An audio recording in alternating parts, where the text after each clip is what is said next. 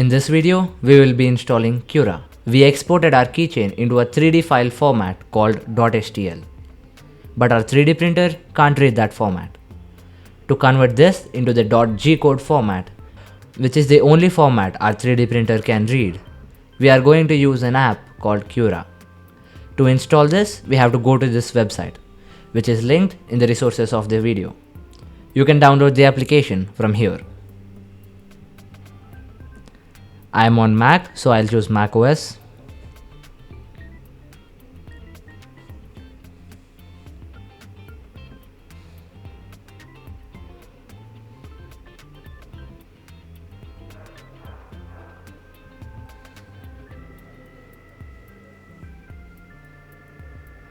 Once downloaded, you can open it by clicking the .dmg in Mac and .exe in Windows.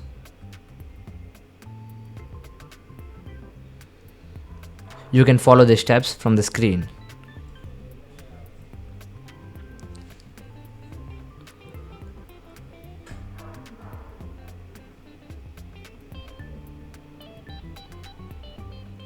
Now we are completed with the installation.